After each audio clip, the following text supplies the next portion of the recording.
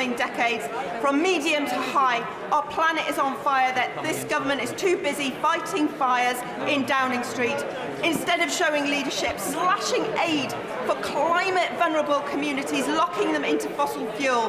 How long till they stop being embroiled in their own scandals and realise we're embroiled in a climate scandal?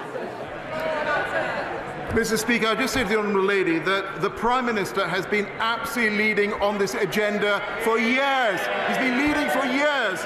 And I would just say that it was a Conservative government that had put in place net zero by 2050, and just have a look at the commitments under the current Prime Minister that we have made in terms of our NDC and our Carbon Budget 6. We are leading the world when it comes to going green. Mr. Speaker, the COP President will know that Teesside is the hydrogen capital of the UK, where we already produce more than 50% of our commercially viable hydrogen. So will he consider throwing his weight behind Redcar and Cleveland's bid to become home to the UK's first hydrogen village by 2025? Mr. Speaker, I thank him for that question, and he knows that we are cooperating very closely internationally and domestically on hydrogen. I think in terms of Redcar's bid, he is a passionate advocate for all things related to Redcar, and I think his message has been heard loud and clear by the government. Martin Docker to use.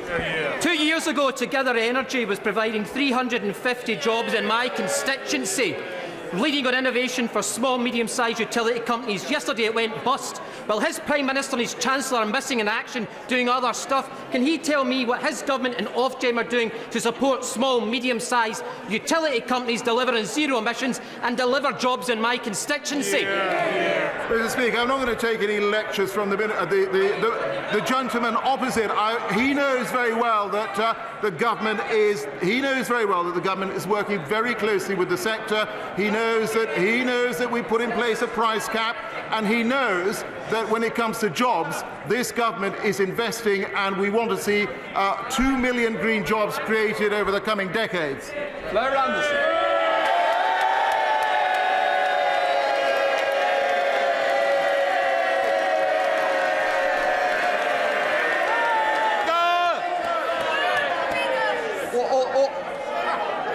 I certainly don't expect any more. For a moment, we've got one more question before PMQs. Flare up. Thank you, Mr. Speaker. If the government had not scrapped the Green Homes grant last year, it would have saved thousands of households money. When will the Minister reform and bring back the Green Homes grant? Mr. We are absolutely supporting the green transition across all sectors through the work that we're doing, and I'm sure that the Energy Minister will be delighted to speak to her on the issue she's raised. Before we come to Prime Minister's questions, I'd like to point out that the British Sign Language interpretation proceeding is available to watch on Parliament Live TV.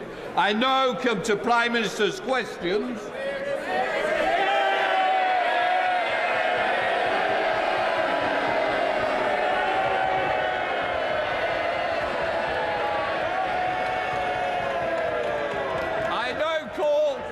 Chamberlain. Question 1, Mr. Speaker.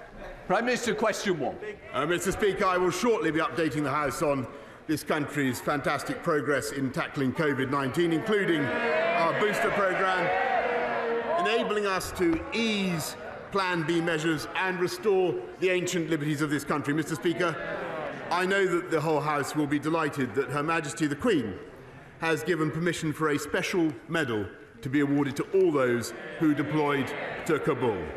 Operation Pitting saw our servicemen and women deliver the largest British evacuation since the Second World War. The whole country can be immensely proud of their service. Mr. Speaker, this morning I had meetings with ministerial colleagues and others. In addition to my duties in this House, I shall have further such meetings later today. Wendy Chin. Thank you, Mr. Speaker. Last year we were told by the Prime Minister there were no Downing Street parties. Then it turned out there were parties, but we were assured that no rules were broken. Last week we heard that rules may have been broken, but that he thought it was a work event. And now yesterday from the man who wrote the rules, it was, well, nobody told me what those rules were. Mr. Speaker, 5 weeks ago the people of North Shropshire were clear, and the people of North East Fife are being clear to me now. No matter the excuse, there is no excuse for taking the British people for fools. Will the Prime Minister agree it is now time for him to resign? No, Mr. Speaker, but what I can tell her is that, as I said to the House last week, I apologise sincerely for any misjudgments that were made, but she must contain her impatience, Mr. Speaker, and wait for the inquiry next week before she draws any of the conclusions that she's just asserted. John Burrow. Thank you, Mr. Speaker. Latest evidence and research shows that the UK is the most attractive country in the world amongst young people across the G20. Amid intense soft power competition from other countries, including China, can the Prime Minister assure me and other members of the British Council All-Party Group that the government will meet the British Council's funding requirements to ensure it doesn't have to close any more offices overseas and to ensure that it commits all its energy to retaining our top spot? Mr. Speaker, I entirely share my right honourable friend's enthusiasm for the British Council, which is a wonderful institution that we all love, and that's why we're providing through the FCDO £189 million of funding this year, a 27% increase, Mr. Speaker, in spite of all the difficulties this country is facing, 27% increase on the previous financial year. We've also provided a loan facility of up to £145 million to support all the wonderful work that the British Council does. We now come to the Leader of the Opposition, Keir Starmer. Thank you, Mr. Speaker. Can I start by warmly welcoming... Can I start... Listen to the Prime Minister. Can I just say, I expect people to listen to the Prime Minister. I certainly don't want the Leader of the Opposition shouted down. You might not like the day, but this is the day that we've got. Keir Starmer. Mr. Speaker, I'm not bothered. I assumed it was directed over here. Can I start by warmly welcoming the honourable member for Bury South to his new place in the House and to the Parliamentary Labour Party. Mr. Speaker, like so many people up and down the country, he has concluded that the Prime Minister and the Conservative Party have shown themselves incapable of offering the leadership and government this country deserves, whereas the Labour Party stands ready to provide an alternative government that the country can be proud of. Mr. Speaker, the Labour Party has changed, and so has the Conservative Party. He and anyone else who wants to build a new Britain built on decency, security, prosperity and respect is welcome in my Labour Party. Every week, the Prime Minister offers absurd and frankly unbelievable defences to the Downing Street parties, and each week it unravels. I've been elected the chair. I don't need to be told how to conduct the business. So if somebody wants to do some direction, I'll start directing them out of the chamber. Keir Starmer. Mr. Speaker, I see the very noise. I'm sure the Chief Whip has told them to bring their own booze.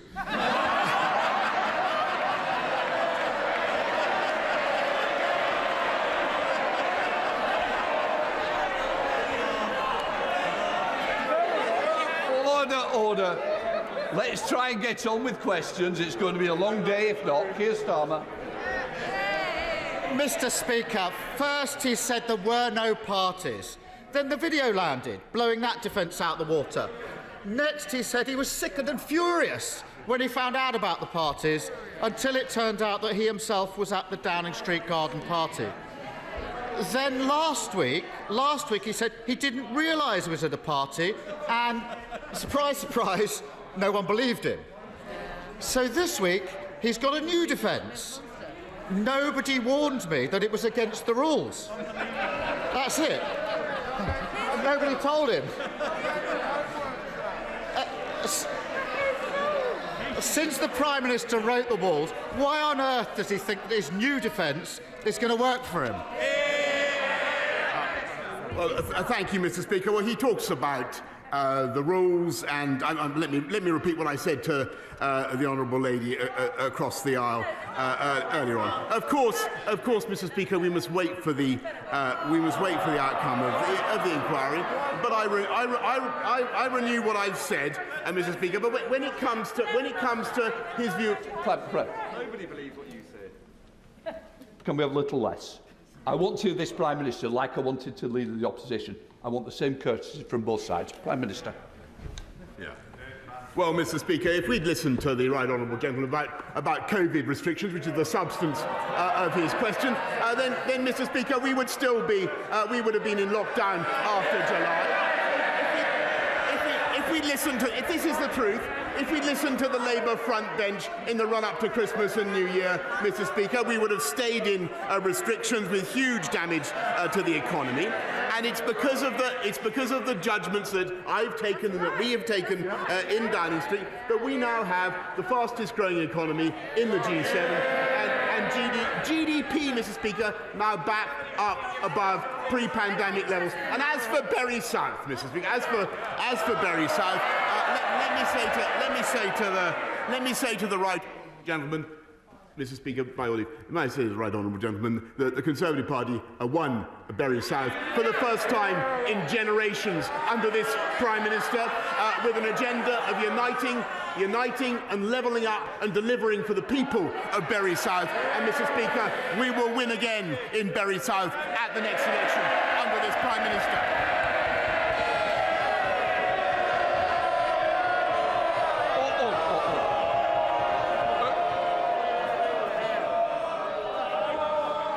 Look, it's important I hear. I want to hear both sides, and I don't want this continuous chant. Because if we do, there'll be less people on these benches. And the same on the other side. I expect both sides to be heard with courtesy. Keir Starmer. Bury South is now a Labour seat, Prime Minister. Sorry. Order. Did somebody want me to apologise? No, somebody shouted apologise. I hope it wasn't aimed at me. No. And so we'll also have less from that corner, Keir Starmer. Thank you, Mr. Speaker. Not only did he write the rules, but some of his staff say they did warn him about attending the party on the 20th of May 2020. Now, I've heard the Prime Minister's very carefully crafted response to that accusation. It almost sounds like a lawyer wrote it. So I'll be equally careful with my question. When did the Prime Minister first become aware that any of his staff had concerns about the 20th of May party? Mr. Speaker, I'm grateful to the right honourable gentleman for repeating the question that he's already asked. We have answered, Mr. Speaker, that it is for the inquiry to come forward with an explanation of what happened, and I'm afraid he simply must wait. But he asks about my staff, Mr. Speaker. He asks about my staff and what my staff are doing and what they have told me. And I can tell him, Mr. Speaker, that they have taken decisions throughout this pandemic that he has opposed to open up in July, Mr. Speaker, as I've said, to mount the fastest vaccine rollout in Europe, and Mr. Speaker, to double the speed of the booster rollout, with the result that we have the most open economy in Europe, Mr. Speaker, and we have more people in employment and more employees on the payroll now than there were before the pandemic began. That is what my staff have been working on in Downing Street, Mr. Speaker, and I'm proud of them. Keir Starmer. So, Mr. Speaker, apparently Sue Gray is going to tell the Prime Minister when he first became aware that his staff had concerns about the May 20th. The Prime Minister's account gets more extraordinary with each version of his defence. If the Prime Minister's new defence were true, it requires him to suggest that his staff are not being truthful when they say they warned him about the party. It requires the Prime Minister to expect us to believe that whilst every other person who was invited on the 20th of May to the party was told it was a social occasion, he alone was told it was a work meeting. It also requires the Prime Minister to ask us to accept that as he waded through the empty bottles and platters of sandwiches, he didn't realise it was a party. Does the Prime Minister realise how ridiculous that sounds? Mr. Speaker, I've said what I've said about the events in Number 10. He will have to wait for the report. And Mr. Speaker, I think he asks for further clarification. I think there are lots of people who are interested. I say this entirely in passing, Mr. Speaker. Lots of people are interested in the exact legal justification from the learned leader of the opposition for the picture of him drinking a pint of beer or a bottle of beer. Mr. Speaker, I merely perhaps he could tell the House about that in a minute, Mr. Speaker. But what I can tell the House is that throughout the pandemic, people across government have been working flat out to protect the British public with huge quantities of PPE, so we can now make 80% in this country, with the biggest and most generous furlough scheme virtually anywhere in the world, and the fastest. And by the way, Mr. Speaker, if we listened to them, we would have stayed in the European Medicines Agency, and we would never have been able to deliver the vaccine rollout at the speed that we did. Keir Starmer. Mr. Speaker, if the Prime Minister thinks the only accusation he faces that he once had a beer with a takeaway, then Operation Save Big Dog is in deeper trouble than I thought.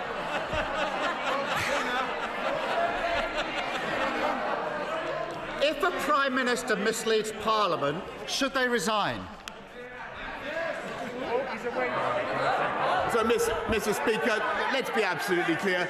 The Right Honourable Gentleman is continuing to ask a series of questions which he knows will be fully addressed by the inquiry.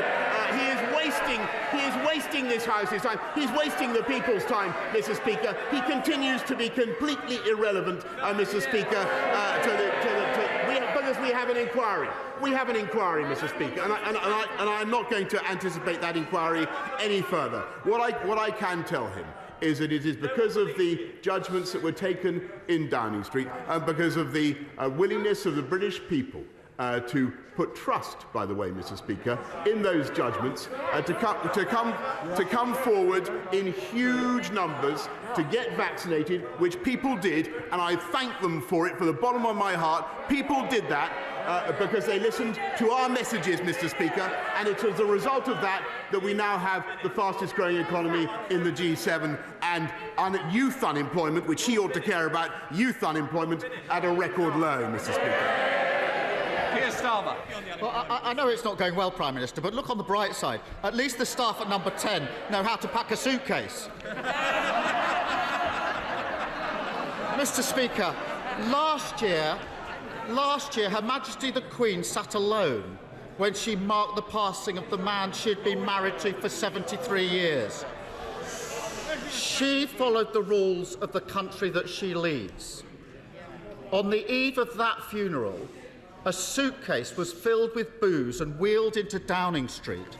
A DJ played and staff parted late into the night. The Prime Minister has been forced to hand an apology to Her Majesty the Queen. Isn't he ashamed that he didn't hand in his resignation at the same time? Mr. Speaker, I understand why the Right Honourable Gentleman continues to politicise issues. Sorry, Prime Minister. We normally would not, and quite rightly, mention the royal family. We don't get into discussions on the royal family. Well, in that case, Mr. Speaker, I must ask the Right Honourable Gentleman to withdraw it. I've dealt with it, Keir Starmer. Keir Starmer, are you going to? Won't withdraw it. Order. Prime Minister, we don't want to go through that again. I'll make the decisions. The answer is that the next question, I'm going back to Keir Starmer to ask his final question. Keir Starmer. Thank you, Mr. Speaker. Whilst the Prime Minister wastes energy defending the indefensible, people's energy bills are rocketing. Labour has a plan to deal with it. Axe VAT for everyone, provide extra support for the hardest hit, and pay for it with a one-off tax on oil and gas companies. A serious plan for a serious problem. What's the government offering? Nothing. Too distracted by their own chaos to do their job. While Labour was setting out plans to heat homes, he was buying a fridge to keep the party wine chilled. While we were setting out plans to keep bills down, he was planning parties. And while we were setting out plans to save jobs in the steel industry, he was trying to save just one job, his own. Doesn't the country deserve so much better than this out of touch, out of control, out of ideas, and soon to be out of office Prime Minister? Mr. Speaker, I'll tell you what this government has been doing to look after the people of this country throughout this pandemic and beyond. We have been cutting the cost of living, helping them with the living wage. We've been cutting taxes for people on low pay, Mr. Speaker. We've been increasing payments for people suffering the costs of fuel. Prime Minister, look after people. Can I just say to Ronan here, our constituents wants to hear the questions and the answers. The great British public, the members of this United Kingdom which you're representing, they need to hear. Please, let's hear the questions and answers. Prime Minister. Mr. Speaker, we will continue to look after people throughout this pandemic and beyond. But we've also, Mr. Speaker, been cutting crime by 10%, putting 11,000 more police officers already out on the street. Record home building last year, Mr. Speaker. More homes than at any time in the last 30 years. We are building 40 new hospitals, Mr. Speaker. Gigabit broadband has gone up from 9% coverage in our country to 65% already. And as I said already, I think 3 times or 4 times today, we have more people, more employees on the payroll now than before the pandemic began. And unemployment, youth unemployment, at a record low, Mr. Speaker. And when the history of this pandemic comes to be written, and the history of the Labour Party comes to be written, and believe me, they are history and will remain history, Mr. Speaker, it will show that we delivered while they dithered, and we vaccinated while they vacillated, Mr. Speaker. And the reason we've been able to lift restrictions faster than any other country in Europe, and we have the most open economy and the most open society in Europe, Mr. Speaker, is thanks to the booster rollout and thanks to the work of staff up and down Whitehall, across government, throughout the NHS, Mr. Speaker, and I am intensely proud of what this government has done.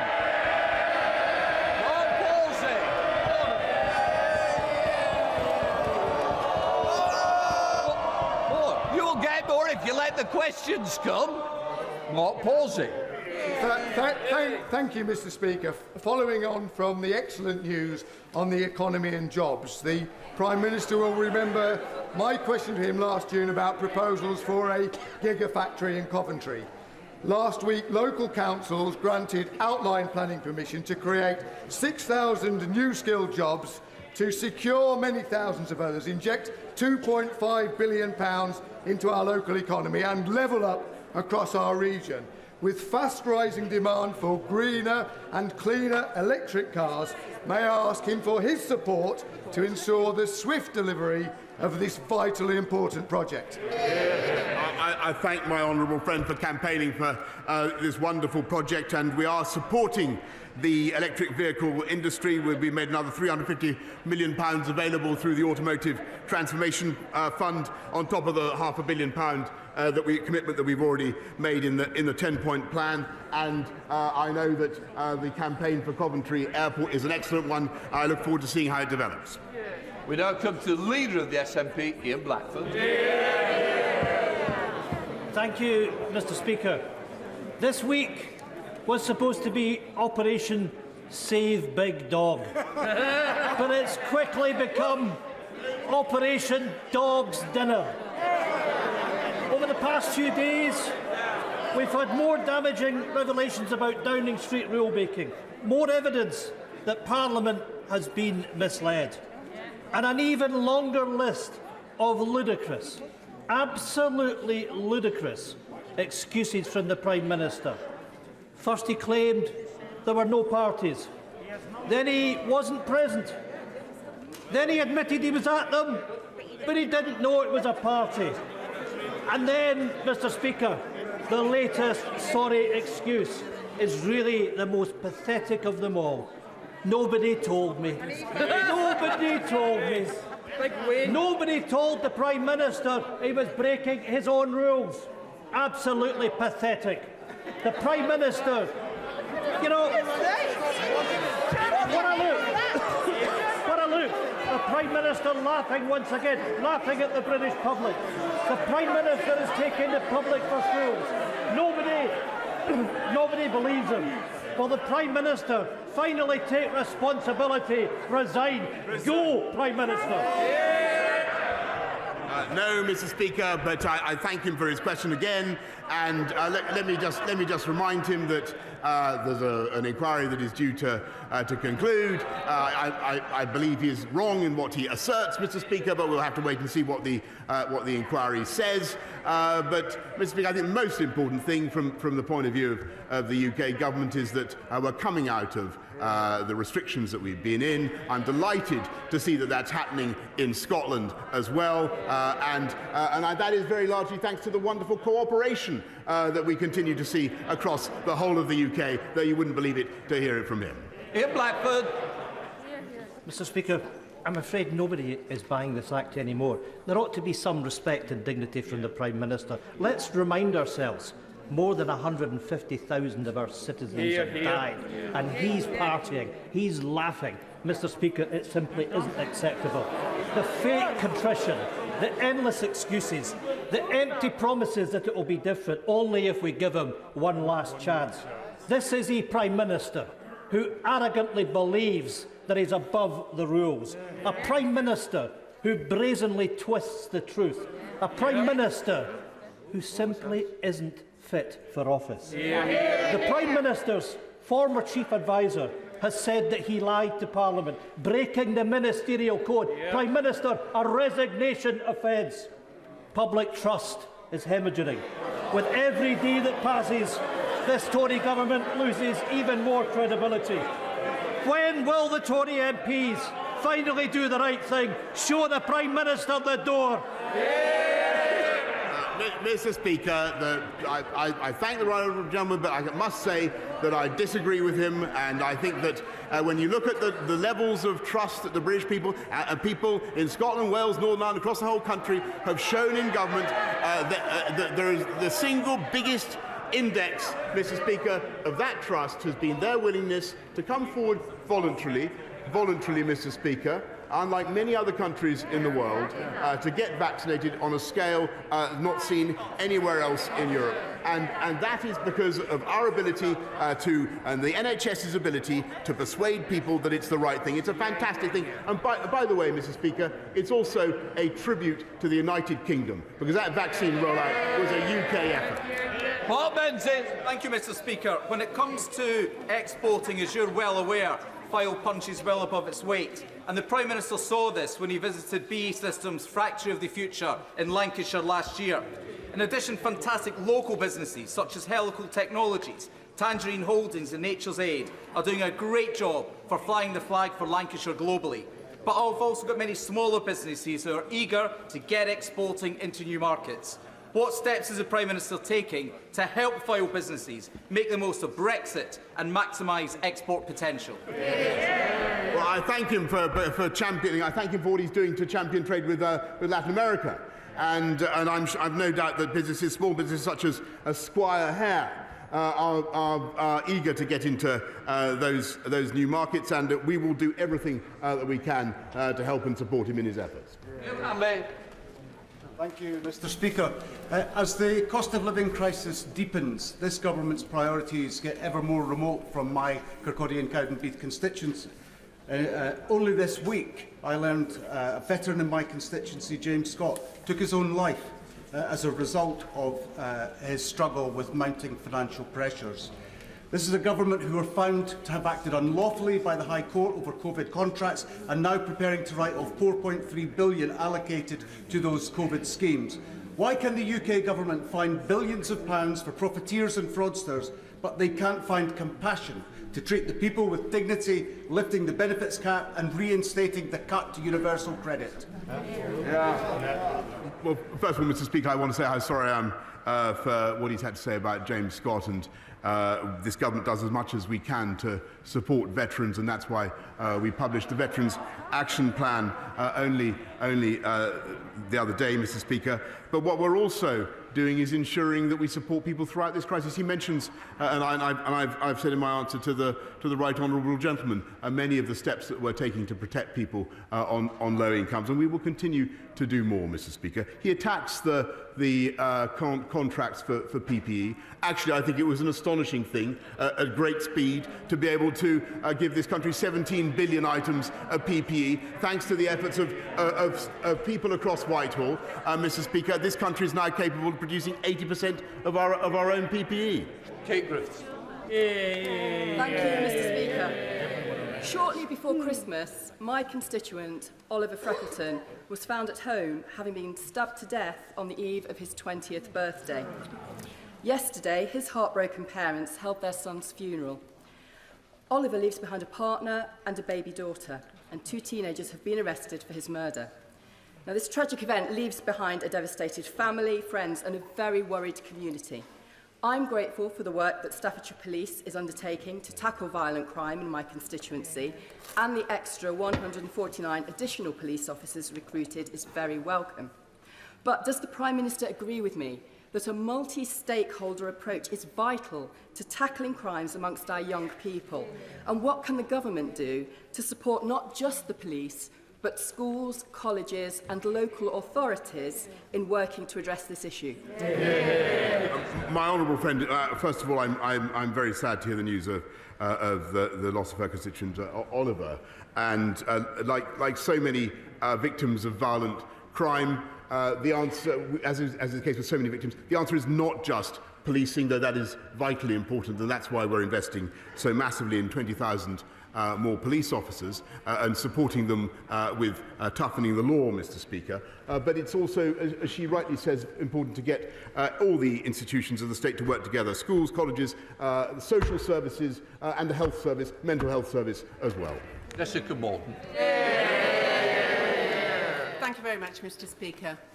Why is it so hard for this Prime Minister to admit that he made the rules, so he should know the rules and he should follow the rules?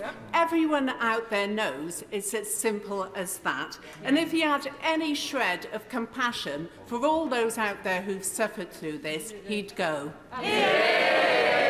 Mr. Speaker, I entirely understand people's feelings, and I entirely support what she says about obeying the rules when you make the rules. She's completely right. On the other hand, I do urge her to wait, as I've said to the benches opposite, to wait until next week. Paul Holt. Thank you, Mr. Speaker. The opposition have been told there's going to be an inquiry. They've listed every single question on one issue. Well, my constituents wants to get on with other things.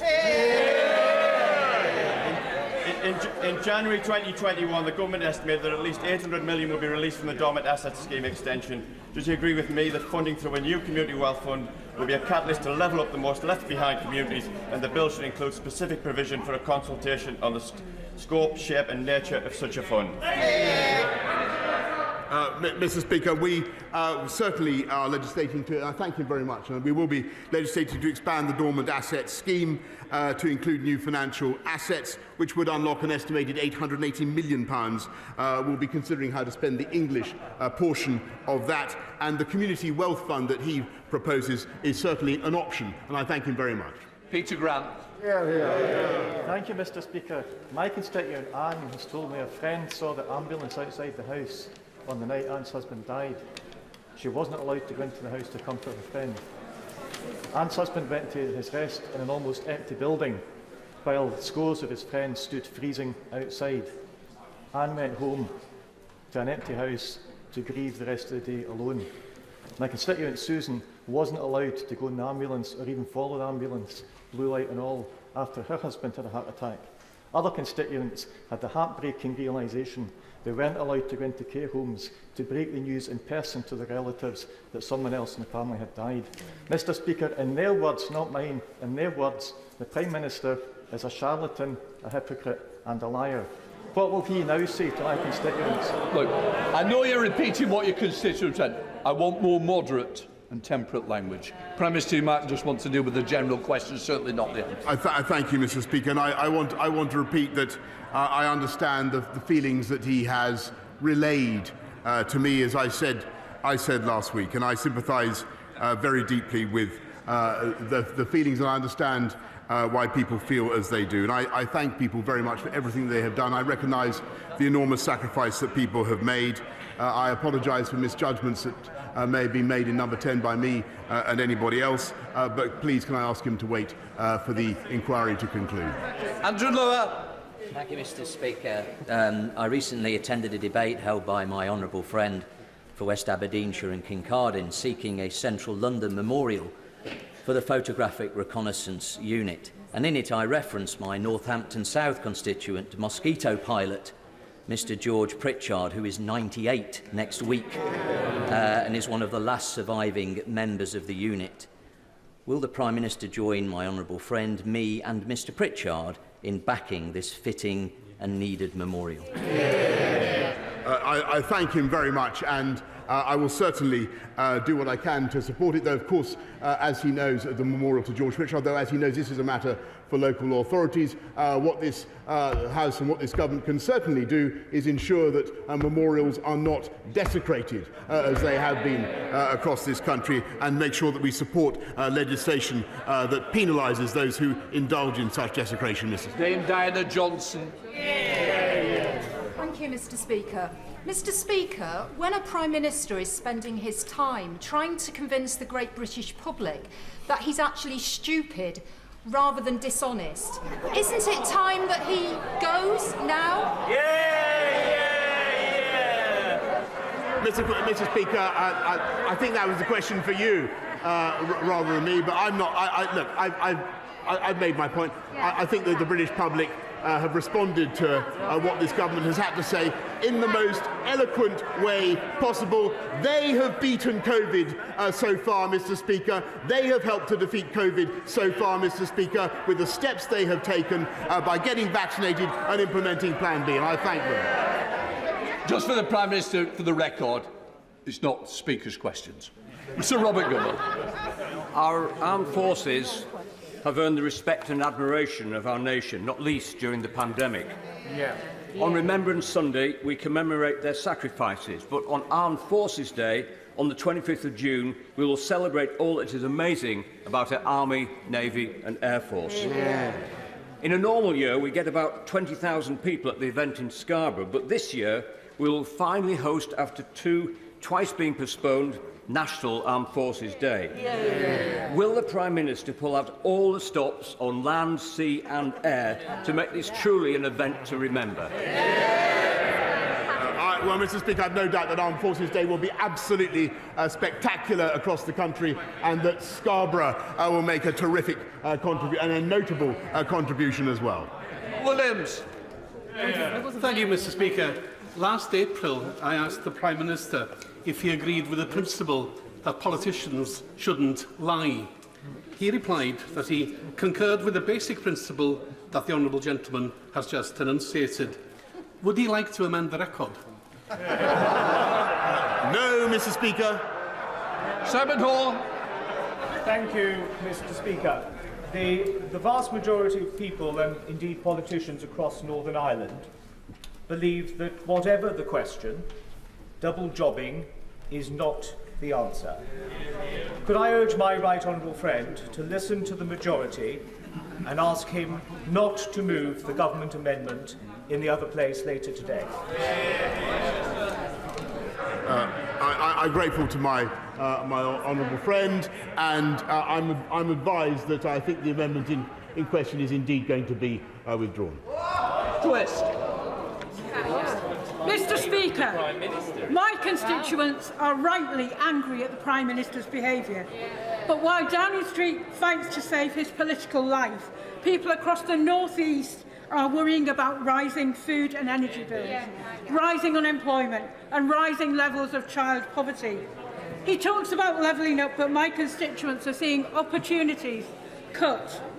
Does the Prime Minister agree with me that his government has failed and it's time for him to go? No, Mr. Speaker, I really don't agree with her, and I don't think she could have been following anything that's being said this afternoon. We have unemployment falling to near record lows, Mr. Speaker, and we have job vacancies. We have job vacancies at record highs, Mr. Speaker. That's what Conservative governments do. They create jobs and they get the economy moving. David Davis. Thank you, Mr. Speaker.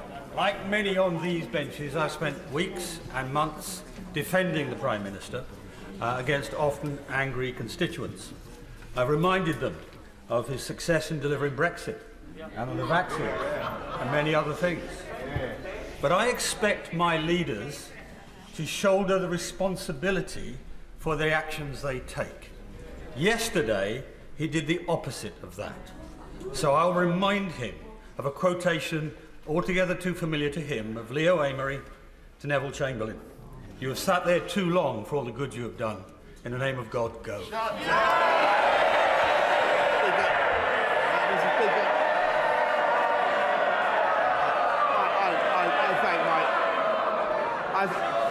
Order. Prime Minister.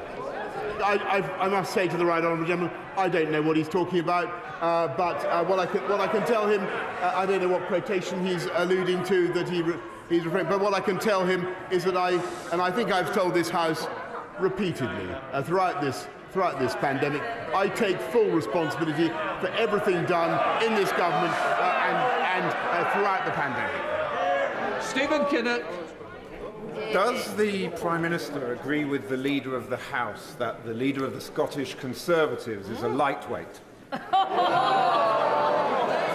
Mr. Speaker, the Conservative approach to the Union is one that I think is right for our country. We want to keep it together, and I think Conservatives in Scotland do an excellent job, and that's why their stout defiance, their stout defence of the Union was repaid at the last election, and Labour, Mr. Speaker, is increasingly endangering our unions. Fleet Drummond. Mr. Speaker, and many people last week welcomed the 5-year moratorium on smart motorways. However, the M27 is due to be open as a smart motorway in a couple of months. What reassurance can my right honourable friend give my constituents in Meon Valley and others in the rest of South Hampshire that the M27 will be safe and give them confidence to use it? I thank her very much, and I can assure her that we're well aware of the risks associated with the smart motorway scheme. I know that my right honourable friend, the Secretary of State for Transport, is looking at it right now. We now come to the Prime Minister's COVID-19 statement. I now call the Prime Minister. Thank you. Mr. Speaker, with permission, I will make a statement on our progress against Omicron. Prime Minister, just let the room clear a little bit. Order. Can we please leave quickly and quietly? What a day.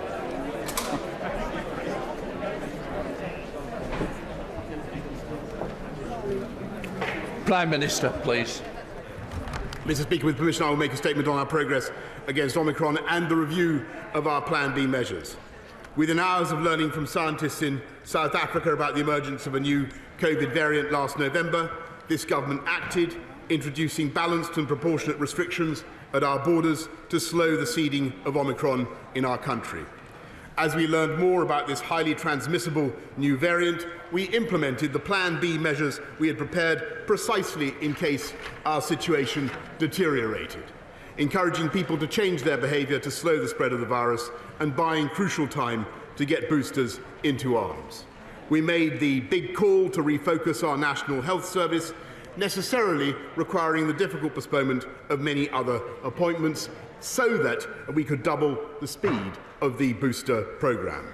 And thanks to the extraordinary efforts of our NHS and its volunteers, we delivered the fastest booster programme in Europe, reaching half our population before any other European country, with more than 36 million boosters now in arms across the UK, including more than 90% of all over 60s in England. And taking a balanced approach, we resisted calls from others to shut down our country all over again. Many nations across Europe have endured further winter lockdowns. Many have seen hospitality curfews and nightclubs closed, capacity limits at sports stadiums, the return of social distancing, and in some places, Christmas and New Year as good as cancelled. But this government took a different path. We kept England open, and we supported those businesses which faced reduced demand because of the response to Plan B measures. And while we must continue to remain cautious, the data are showing that time and again this government got the toughest decisions right.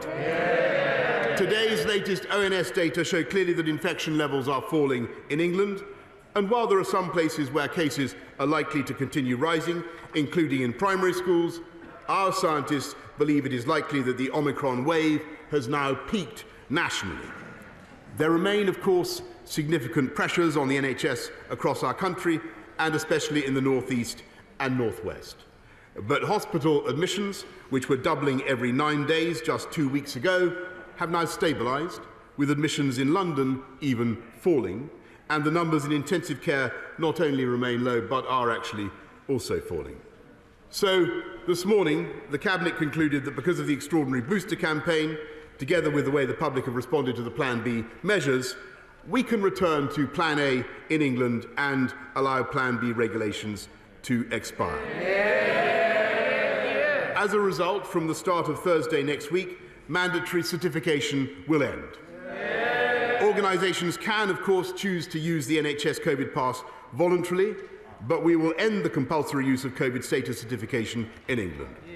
From now on, the government is no longer asking people to work from home. And people should now speak to their employers about arrangements for returning to the office. And having looked at the data carefully, the Cabinet concluded that once regulations lapse, the government will no longer mandate the wearing of face masks anywhere.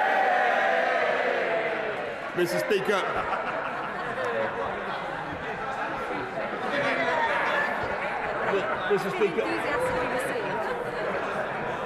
Mr. Speaker, from tomorrow we will no longer require face masks in classrooms, and the Department for Education will shortly remove national guidance on their use in communal areas. In the country at large, we will continue to suggest the use of face coverings in enclosed or crowded spaces, particularly when you come into contact with people you don't normally meet, but we will trust the judgment of the British people and no longer criminalise anyone who chooses not to wear one. The government will also ease restrictions further on visits to care homes, and my right honourable friend, the Secretary of State for Health and Social Care, will set out plans in the coming days. Mr. Speaker, as we return to Plan A, the House will know that some measures still remain, including those on self-isolation. In particular, it is still a legal requirement for those who have tested positive for COVID to self-isolate.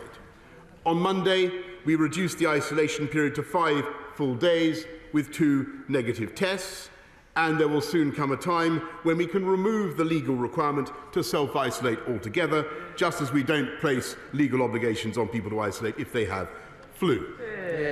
As COVID becomes endemic, we will need to replace legal requirements with advice and guidance, urging people with the virus to be careful and considerate of others. The self-isolation regulations expire on the 24th of March, at which point I very much expect not to renew them. Indeed, were the data to allow, I would like to seek a vote in this House to bring that date forwards. In advance of that, we will set out our long-term strategy for living with COVID-19, explaining how we hope and intend to protect our liberty and avoid restrictions in future by relying instead on medical advances, especially the vaccines, which have already saved so many lives. But to make that possible, we must all remain cautious during these last weeks of winter. When there are still over 16,000 people in hospital in England alone, the pandemic is not over. And Mr. Speaker, make no mistake, Omicron is not a mild disease for everyone, especially if you're not vaccinated. Just look at the numbers in intensive care in other countries where vaccination rates are far lower. Indeed, from our NHS data, we know that around 90% of people in intensive care are not boosted. So I urge members across the House to do everything possible to encourage any remaining constituents who have not done so to get boosted now. And for the next few weeks, I encourage everyone across the country to continue with the behaviours that we know help to keep everybody safe. Washing hands, letting fresh air in, getting tested, self-isolating if positive, and, as I say, thinking about wearing a face covering in crowded and enclosed settings. Mr. Speaker, Omicron tested us just as Alpha and Delta did before. But let's remember some of what we've achieved. We were the first nation in the world to administer a vaccine. We were the fastest in Europe to roll it out, because outside the European Medicines Agency, this government made the big call to pursue our own British procurement strategy rather than opting back into the EU scheme as some people urged. We created a world-beating testing programme, the largest in Europe, Mr. Speaker, and procured the most antivirals of any country in Europe too, because this government made the big call to invest early in lateral flow tests and in cutting-edge drugs to protect the most vulnerable. We've delivered the fastest booster campaign in Europe, and we are the first to emerge from the Omicron wave, because the government made the big call to focus on our NHS and to refocus our activity and lead that campaign to get boosted now. And that's why we've retained the most open economy and society anywhere across the European continent and the fastest growing economy in the G7. Because we made that tough decision to open up last summer when others said that we shouldn't, and to keep things open over the winter when others wanted them shut, Mr. Speaker. This week, the World Health Organization said that while the global situation remains challenging, the United Kingdom can start to see the light at the end of the tunnel. And, Mr. Speaker, this is no accident of history. Exactly. Confronted by the nation's biggest challenge since the Second World War and the worst pandemic since 1918, any government would get some things wrong, but this government got the big things right, Mr. Speaker, and I commend this statement to the House. Keir Starmer. Thank you, Mr. Speaker, and I thank the Prime Minister for advance sight of his statement. Throughout the pandemic, the British public have made enormous sacrifices to limit the spread of the virus, staying at home, social distancing, and, unlike the Prime Minister, cancelling parties. I would like to thank everybody who has followed the rules. I'd like to thank the NHS staff and volunteers who've rolled out the booster jab. The Labour Party does not want to see restrictions in place any longer than necessary. We will support the relaxation of Plan B as long as the science says that it is safe. So can the Prime Minister share the scientific evidence behind his decision and reassure the public that he's acting to protect their health, not just his job? The 438 deaths recorded yesterday are a solemn reminder that this pandemic is not over. We need to remain vigilant, learn the lessons from the government's mistakes. With new variants highly likely, we must have a robust plan to live well with COVID. So where is it? He's too distracted to do the job.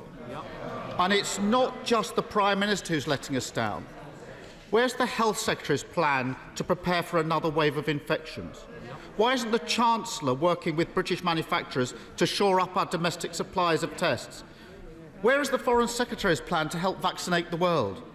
They're all too busy plotting their leadership campaigns to keep the public safe. While the Conservative Party tear themselves apart, jostling for position, looking inward, the Labour Party is focused on the national interest, filling their void. We have a plan that the Prime Minister doesn't. We would train and retain a reserve army of volunteer vaccinators. We will build a supply of test kits made in Britain to protect us from global shortages. We would raise statutory sick pay and make all workers eligible, keep schools open by improving ventilation, break the endless cycle of new variants by playing our part in vaccinating the world. We would produce a roadmap for decision-making to ensure efficient action when it's demanded. We'd stop the short-sighted sell-off of the UK's vaccine manufacturing centre, and we would never again allow our NHS and social care service to be so run down and underfunded, understaffed and overstretched as it has been over the last decade of a Tory government. Mr. Speaker, Labour has a plan to live well with COVID and secure our lives, livelihoods and liberties. Where's his?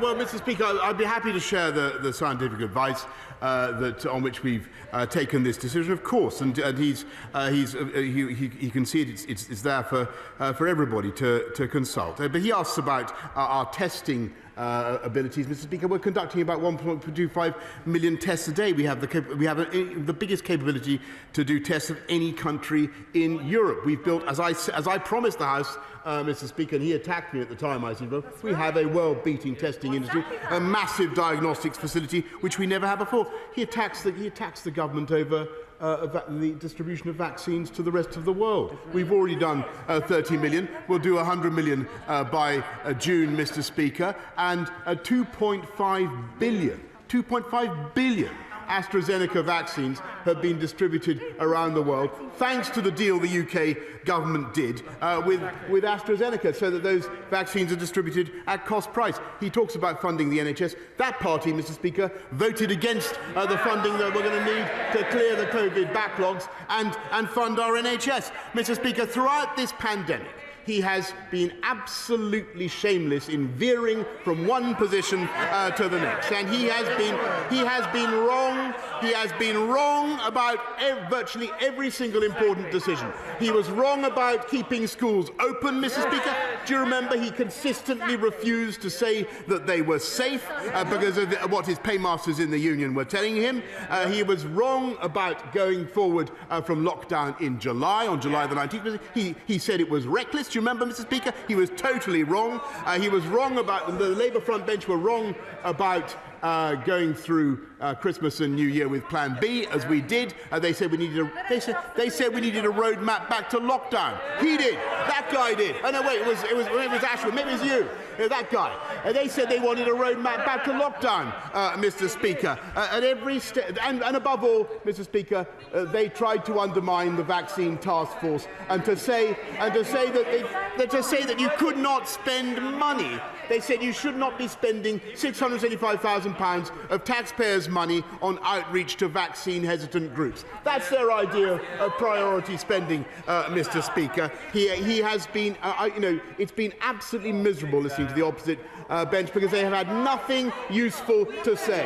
They have flip-flopped opportunistically from one position to the other. And, Mr. Speaker, did you get any idea from what he said just now whether or not he supports what we're doing? No. So he does support it. Okay, he supports it this week, Mr. Speaker. But what you can be certain of, Mr. Speaker, is that if he thinks that there's any political opportunity in opposing it next week, he won't hesitate to do so. He's been Captain Hindsight throughout, Mr. Speaker. Captain Hindsight, and he's had absolutely nothing useful to say or to contribute. Lisa May. Thank you, Mr. Speaker. I refer the House to my entry in the Members' Register. Can I say to my right honourable friend that many of my constituents work in the aviation sector? I welcome the announcement he's made about Plan B restrictions today, but I note he made no reference to the tests that are still required for people coming into England. If we're going to learn to live with COVID, we need to facilitate travel. So will he take this opportunity to announce that when Plan B restrictions are removed next week, the government also make it clear that there will be no test requirements for anybody entering England who is fully vaccinated? I thank my right honourable friend. We're certainly reviewing the testing arrangements for travel, and my right honourable friend, the Secretary of State for Health, will be making a statement in the next few days on that, Mr. Speaker. But I think it's very important that everybody in the country understands that getting your booster, wherever you want to go in the world, getting your booster is going to be a pretty crucial thing to do. We now come to Ian Blackford. Thank you, Mr Speaker, and I thank the Prime Minister for advance sight of his statement. We're all grateful that the data suggests that we've turned a corner in the Omicron wave, and that the success of the vaccination programme in particular gives us cause to be hopeful in the months ahead. But though declining, the level of infection is still undoubtedly high, and the NHS remains under pressure. That is why caution is the key, rather than the PM strategy of throwing caution to the wind. Baseline measures of face coverings and indoor public places and working from home where possible, which Scotland still has in place throughout, are extremely important in the weeks ahead, as is the guidance on lateral flow test. So, will the Prime Minister guarantee, and maybe if he can come off his phone, because this is important, so will the Prime Minister guarantee that lateral flow tests will remain free as they are required, and put to bed speculation that they will be removed free at the point of need? But, Mr Speaker, while the data gives us cause to be optimistic, the real problem for the Prime Minister is that no matter what the data has said today, he had no choice but to throw caution to the wind. The pathetic and unbelievable excuses that he doesn't know his own rules have left the Prime Minister weak. The Prime Minister is unable to lead on this issue or on any other. And the public can't trust a single word that the Prime Minister says. Any shred of credibility has gone. In a global pandemic, which is what the World Health Organization is cautioning, is nowhere near over, and during which new variants are likely to emerge, it is deeply concerning that we have a Prime Minister like this at the helm, who simply is not fit to lead. And even though, thankfully, the figures give us cause to be hopeful, it's clear that the Prime Minister cannot carry on when his credibility has all gone. Prime Minister. Well, Mr Speaker, I repeat the points I made earlier on to the right honourable gentleman, and I think that the whole effort, the reason we're in the state that we are, is because of the immense cooperation there's been across the whole of the UK. He talks about testing, and of course we'll keep lateral flow tests free for as long as is necessary. But testing has been a fantastic example of union collaboration. I've seen for myself tests being being assessed in Glasgow that were coming from people in Sussex. It's been I've seen the work of the UK Armed Services helping people across the whole of the UK to move people who needed treatment to wherever. It has been a fantastic example of union collaboration. I hope he bears that in mind. Absolutely. We now come to the Chair of the Select Committee, Jeremy Hunt. Thank you, Mr Speaker. At the height of the first wave, this government had the courage to pre-order 400 million doses of vaccine without even knowing if they worked, and that has laid the foundations for us having the best vaccine programme of any large country. So I welcome today's announcement. It won't surprise the Prime Minister, though, if I draw his attention to the fact that NHS doctors and nurses are absolutely shattered. He will have seen this week that 1 in 6 doctors say that they have had near misses or harmed patients because of exhaustion. So if he doesn't want to accept the Select Committee's recommendations to address the workforce crisis, what will he do to give hope to our brilliant frontline staff? First of all, Mr Speaker, I want to, my right honourable friend has a great deal of expertise in this matter. I want to thank everybody in the NHS, all staff, frontline and all staff for what they've been doing. And I know he's right of what he says about how tired people are. They're exhausted, Mr Speaker, but they're also working heroically and doing an incredible job. And it's because there are 17,000 COVID cases that, as I said, we've got to remain cautious. In spite of what the general opposite was saying, we do need to remain cautious, and we need to make sure that we continue to recruit for our amazing NHS. There are now 44,000 more healthcare professionals, Mr Speaker, than there were in 2020, and that's as a result of the recruitment by this government. Thank you, Mr Speaker. We know that the vaccine still remains one of the best defences against this virus, but over the past month we have seen a slowing in the booster vaccination rate. So can the Prime Minister update the House as to when he expects a completion date for the booster vaccination, but also can he set out a plan as to how he is going to encourage take-up of the vaccination among certain groups, particularly young people? Prime Minister. She makes an incredibly important point. I'm grateful to her because there is a job of work for all of us to do in reaching out to groups who and it's, at the moment it's not actually hesitancy, it's more apathy that's the problem. It's because Omicron is seen wrongly to be a mild disease, that people are not getting the vaccine in the way that they might. And we need to break down that apathy with those groups, and we're doing everything we can to do that. The numbers are rising the whole time, but we want them to rise faster. Andrew Lutz. Thank you, Mr. Speaker. You would think that today of all days, opposition benches could be delighted for our great United Kingdom, delighted that legal restrictions could come to an end soon, delighted about the amazing vaccine rollout, and delighted about the strength of our economy. All a superb team effort led by my right honourable friend. But can he reassure me that in the work that looks post-fact, that he will very carefully assess the lockdown impact on people having babies, and in particular those who are separated from their partners, who are unable to take part in the birth experience with them, which is so vital for giving every baby the best start for life? Prime Minister.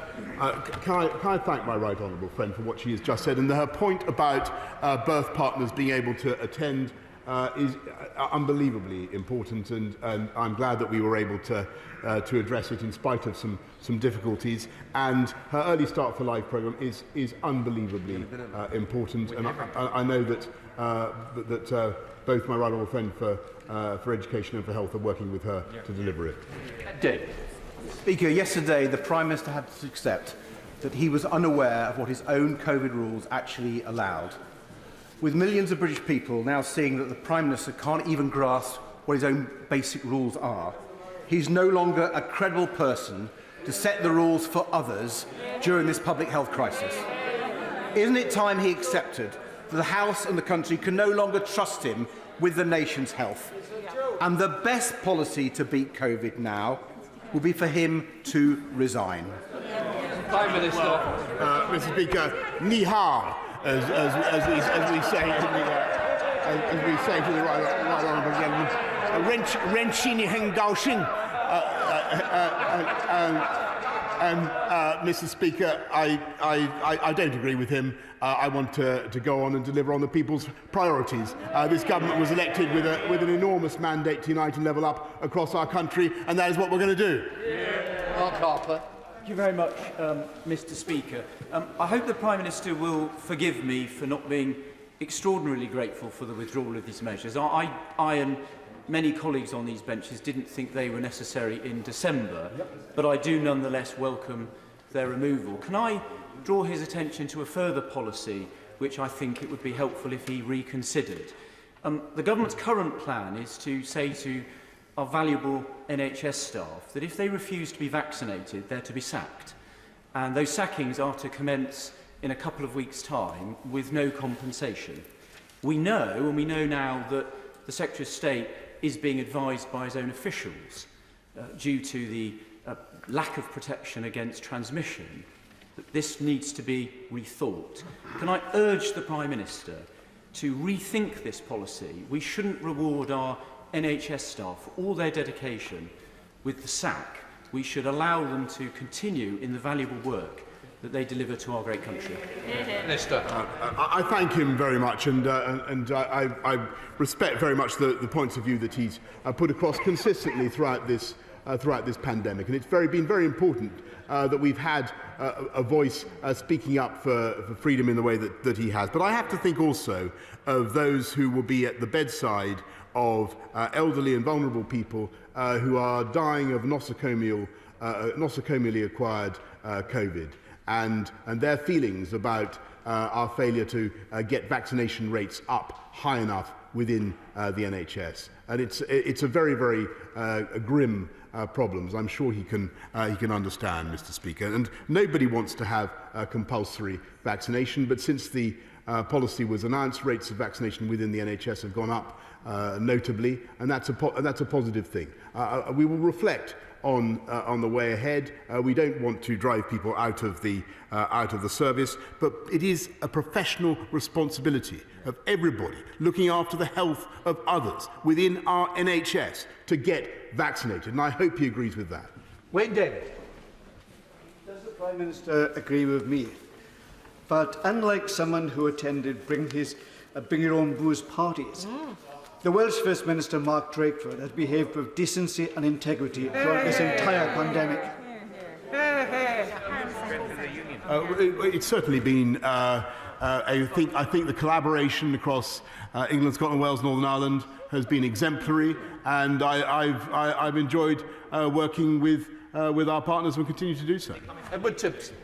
Very much, Mr. Speaker. I refer honourable members to my entry in the register. And can I thank the Prime Minister for his statement today, and particularly the decision to now remove face masks from schools. I know many children and staff, pupils and parents will be extremely pleased that is now happening. But I know he will also share my concern, and that of the Children's Commissioner, Dame Rachel de Souza, that during the pandemic we've seen many thousands of children who have become off the radar of schools, off school rolls. And particularly the most vulnerable children, this causes serious problems about their exposure to crime and exploitation. So will he look again at some of the recommendations in my review of school exclusion to try and address this, so that we can track every pupil who is of a school age? Because we should have as a basic principle knowing that every child is in school, where they're in school, and what their future is to be. Yeah.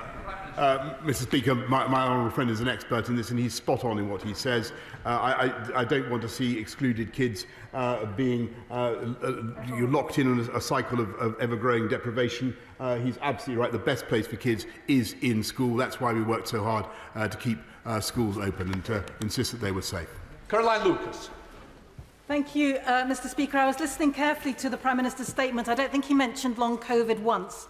Yet, according to the ONS, over 1 million people are living with this debilitating condition.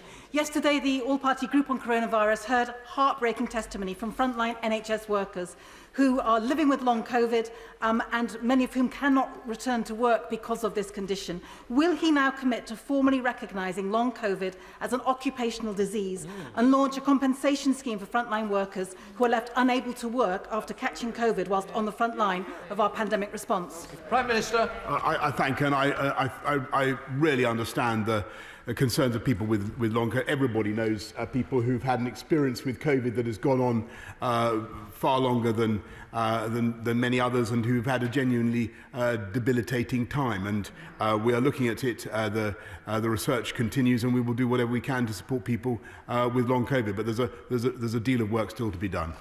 Let's have the most exciting man, Sir Desmond Swain. Thank you. Can I welcome wholeheartedly the announcements that have been made today?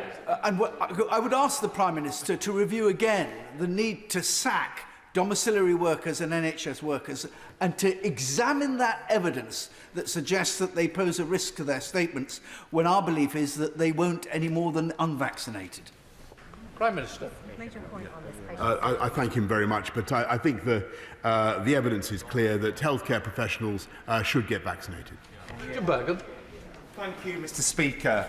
The rush to remove the requirement for masks, including on public transport, will cause people to fall ill and die unnecessarily. Isn't this all about saving the Prime Minister's political skin, not about protecting public health? What a moral failure and what a bad way to go. Minister. Well, Mr. Speaker, I notice that he's at variance with his front bench on that point, not for the first time. I don't think he's right. I think we should trust to the judgment of the British people, and that's what we're going to do. Mr. Macbeth. Thank you, Mr. Speaker. I too want to welcome today's statement and the review of the Plan B measures. And like colleagues here on this side of the House, I too want to question on behalf of the 100,000 NHS workers the mandatory vaccination. Given the Chief Medical Officer told MPs that vaccinations had a minimal impact on transmission, isn't it the case now there is no reason at all for mandatory vaccinations for care workers and NHS staff? Over the last 2 years, these people have worked tirelessly on the front line, and we have clapped these key workers. Can the Prime Minister now make sure that he doesn't sack them? It is utterly unjustifiable. Prime Minister. I understand her point, but I must say that the NHS fully supports the policy because of out of considerations for patient safety. And I would just repeat what I've said to several members. I really think it's the duty of healthcare professionals to get vaccinated. Adam Keir. Thank you, Mr. Speaker. After he called for the Prime Minister's resignation over Partygate, the branch manager of the Scottish Conservatives was referred to as a lightweight by the Leader of the House. I simply ask, how does the Prime Minister think he can maintain his position and continue to issue rules and advice on COVID when he can't follow the rules himself? Mr. Speaker, I don't agree with her with the greatest respect, and she will have to wait to see whenever the inquiry concludes. But Mr. Speaker, I think that the work on rules and guidance, which we've done together with our friends and partners in the Scottish administration, has been exemplary, and it's helped this whole country to come out of COVID faster than any other European country. Siobhan Bailey. Thank you, Mr. Speaker. I welcome my right honourable friend's statement today, particularly about masks, and I hope they never ever return in our schools. But sadly, it felt to many of us that were concerned about the Plan B measures that there was no learning from the last 2 years, and we've had the impact on businesses, including my beloved wedding sector, has been quite serious, with fears about the next winter already affecting bookings.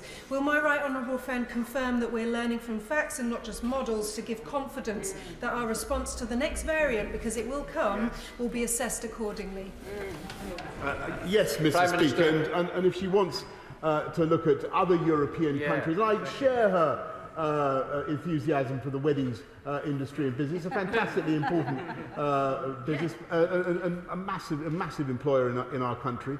But other European countries, I hesitate to make this point again, Mr. Speaker, have been in a far worse state when it comes to the closures and the restrictions they've been forced to impose. I'm thrilled that we've been able to open up in the way that we have and get people married in the style and pomp that they want. Murray Rimmer. Thank you, Mr. Speaker. Mr. Speaker, Prime Minister, there is a group of vulnerable people who are not able to receive the booster. They've inquired through the CCGs, the doctors, NHS England. There is a blockage in the system. They've had 3 injections, but the 3rd one doesn't count as a booster. And they were told they'd get the 4th, but they cannot access it. Please intervene and get people talking to unblock this. Prime Minister. I thank her very much, and we're working fast to unblock it so that the people get the 4th jab as fast as possible. David Johnson. Thank you, Mr. Speaker. Can I warmly welcome my right honourable friend's statement today? Can I ask him if he will not just remove the work from home guidance, but actively encourage people to return to the office? Because it's not just good for the economy, it's particularly important for younger workers who can't get the skills, experience and networks they need by working from home. Prime Minister. Yes. Well, Mr. Speaker, I do agree with that, and I think that actually across Whitehall we need to show a lead and make sure that we get back to work, everybody gets back to work. It is safe to do so, provided everybody exercises the due caution that I've set out today. But I entirely agree with my honourable friend. Mick Whittle. Thank you, Mr. Speaker. We are mercifully in a much better position today than we were this time a year ago, and that's thanks to the heroic efforts of the NHS in roll-out vaccinations. But just 9% of people living in Africa have been vaccinated against COVID-19 to date. Does the Prime Minister agree with me that the UK is failing to honour its humanitarian obligations to the poorest countries in the world, and will he commit his government to supporting a waiver of intellectual property rights on COVID-19 vaccines?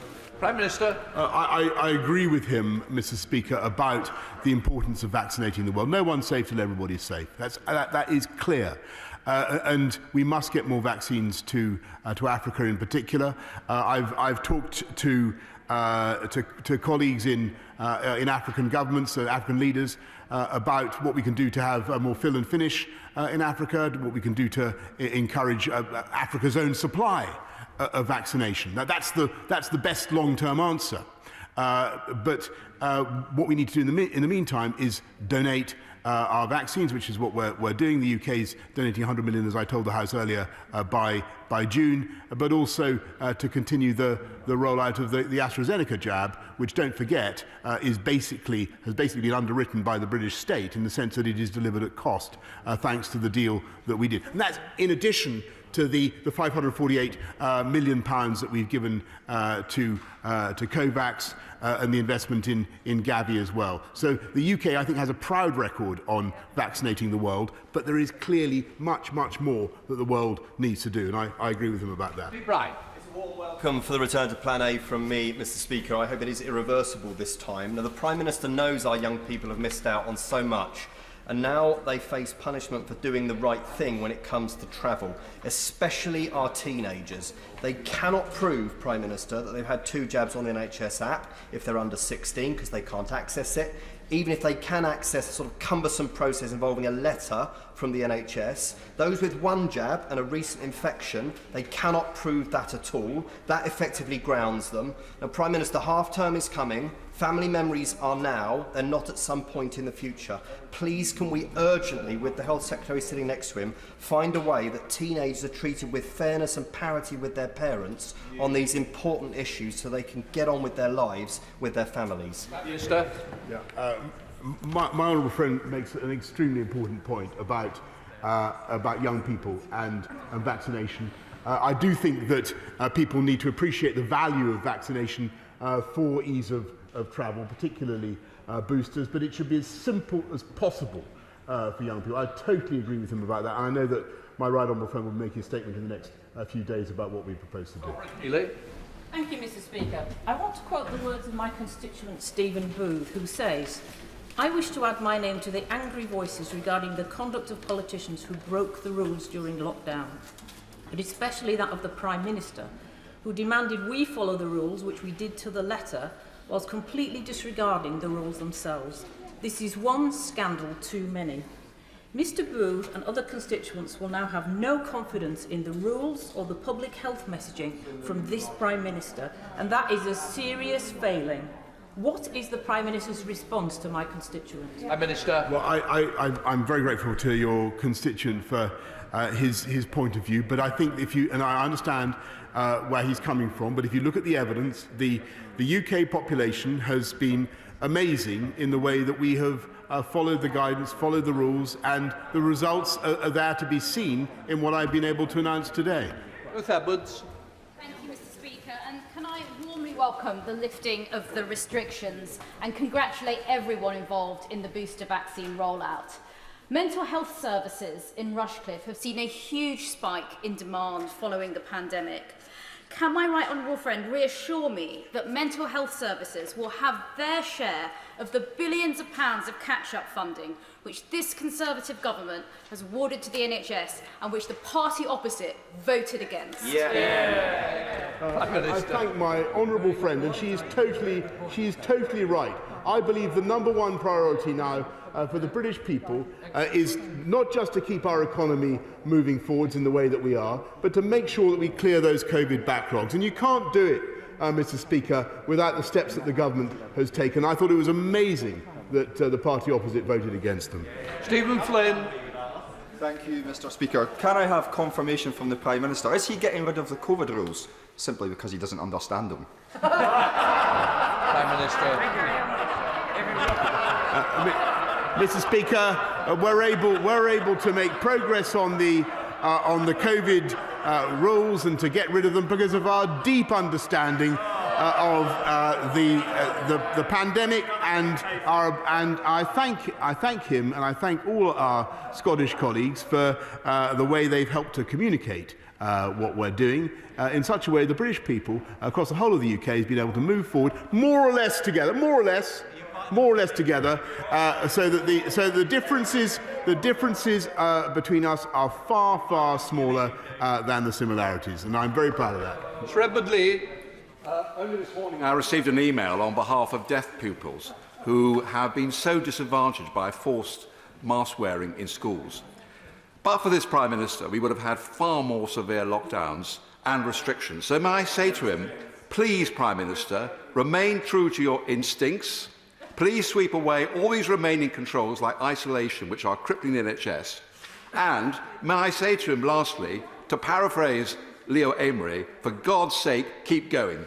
Thank you. Well, that's right. That's right. I haven't sat here quite long enough or indeed nothing like long enough in my view. But Mr. Speaker, yes, I think he's quite right about schools, and it is incredible. It is very, very important to keep them going. But also, I think that masks do erode our ability to educate properly and to learn properly, and I'm glad that they're going. Emma Lilbert. Thank you very much, Mr. Speaker. Today, the Department for Health and Social Care, the Royal College of Nursing and others have rightly raised concerns regarding what they refer to as the rationality, proportionality and recklessness of mandatory vaccination for NHS staff. With approximately 100,000 vacancies already, does the Prime Minister think that come April, sacking over 70,000 NHS staff will increase or decrease the pressures on our NHS? Prime Minister. I hear her point, and many other colleagues have made this point today. And I'm glad that the numbers are going up. But actually, her front bench doesn't agree with her. They do agree with the policy that we've, as far as I understand their position. I just repeat, I do think it is the duty of healthcare professionals to get vaccinated. Miriam Cates. Thank you, Mr. Speaker. I am absolutely delighted with my right honourable friend's announcement that children will no longer be required to wear masks in schools. And it's a welcome and evidence-based return to prioritising the interests of our children, who have suffered greatly during the pandemic. My right honourable friend knows that I haven't always been a supporter of restrictions, but does he agree with me that under a Labour government, far from being the freest country in Europe, we would have had longer, harder lockdowns and school closures, causing immeasurably more harm to the poorest, the youngest and the most vulnerable in our society? I see the gentleman on the opposite front bench shaking his head. He was cruelly exposed last week for the way he called repeatedly for lockdowns, Mr. Speaker, and that is the reality. No, Mr. Speaker. The reality is that they would have kept us in lockdown in July, and their response to Omicron was to call for a roadmap back into lockdown. And she is totally right, Mr. Speaker. Calvin Mahmood. Thank you, Mr. Speaker. In Birmingham, we'll be trying to tackle areas of low vaccine take-up, and it's been difficult to do that. When we go to people now, they are saying if these rules aren't good enough for the Prime Minister, if they're not good enough for Downing Street, and this Prime Minister couldn't tell the truth if his life depended on it, what would I say now to my constituents now to ensure that to have that take-up of vaccine? Prime Minister. Mr. Speaker, vote Conservative, obviously, but get boosted now, is what I would say. Jenkinson.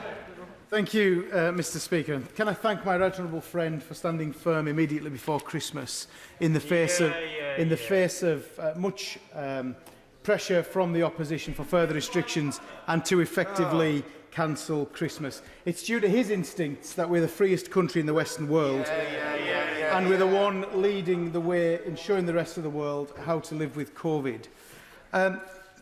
Throughout the pandemic, we've had masks in schools in Cumbria, even when the guidance did not recommend them, to no effect on case rates when kids started mixing again. And in fact, as proven by the Leader of the Opposition, who has been struck down by COVID a number of times, despite allegedly wearing his mask. Can my right honourable friend confirm to me that the guidance will go further than not just requiring, but will remove masks, the option for masks in schools completely? Minister. Mr. Speaker, I thank my honourable friend, who is a fantastic campaigner for Workington and for liberty, Mr. Speaker, and he's absolutely right about what he says about masks in education. I'm delighted they're going, and we will make sure. I think we need to work together to ensure that we have a way of living with COVID that ensures they never ever come back. Neil Hamby. Thank you, Mr. Speaker. Early in the pandemic, the government banged the fist on the table and demanded that the UK diagnostic sector respond to the challenge ahead. The industry responded, and their reward was to be ignored and sidelined, because contracts there came none. 2 weeks ago, the UK diagnostics industry looked on in disbelief as the PM bragged about government support for manufacturing for lateral flow devices. Yesterday, the Secretary of State bragged about buying UK-manufactured lateral flow devices. I could ask the Prime Minister how many UK-manufactured lateral flow devices his government have purchased, but I don't need to, because the answer is none. Why is the Prime Minister trying to hide his government's undermining of the UK domestic diagnostic sector? Well, Mr. Speaker, the honourable gentleman is completely wrong, and he should go to Nottingham, where he'll find a factory called Shorescreen, which makes lateral flow kits, and we have bought millions and millions of them, Mr. Speaker. Yeah. Philip Hollowell. Can I warmly welcome the Prime Minister's lifting of the COVID restrictions?